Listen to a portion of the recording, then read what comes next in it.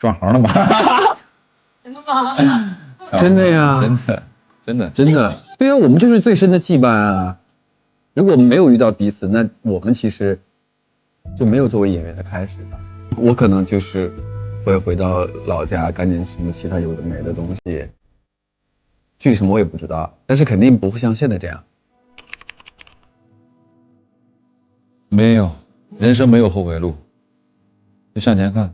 我觉得我们一步一步，虽然不是走得很稳扎稳打，但是都还是蛮充实的。他也说了，想对我10年前的我说，不要轻易做一个决定。但其实我觉得我自己做的每个决定我都不后悔。是，我觉得就是对于我们两个来讲，我们会对我们做的每个决定负责。当一个事情出现在你面前的时候，他会看一步想3步想很多。我呢就会看到这个事情的利弊，我觉得可以做，他还在犹豫，我就劝他可以做，我说可以实施了，兄弟，不用再想了。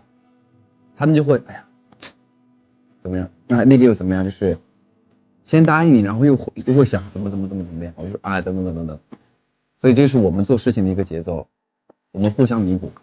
就算失败也不后悔，该想都想了，该做的也都做了。对，不会，我们完全不会。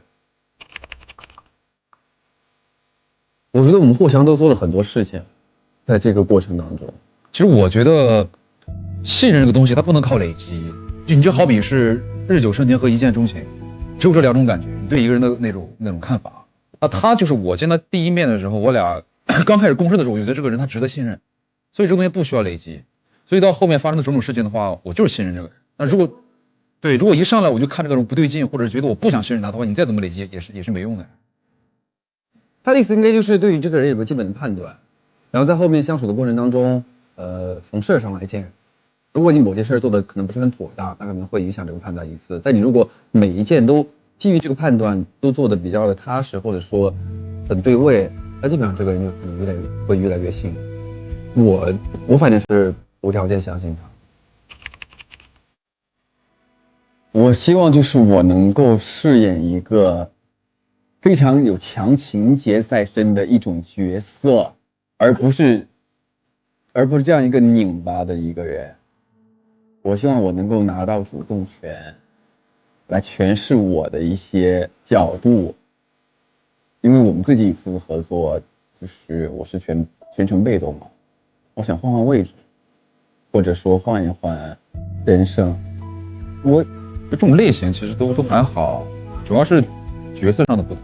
对，角色上的就是那种你懂吗？就是我想要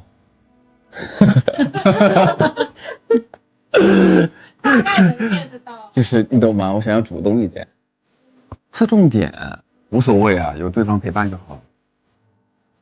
觉得都缺一不可吧。剧情它就是相当于是润滑油，然后其实还有就是我们2个人之间那种拉扯。我想要好好拉扯，但拉扯我，之前合作室他被我拉扯，我想要当那个放风筝的人，可以劝解一下。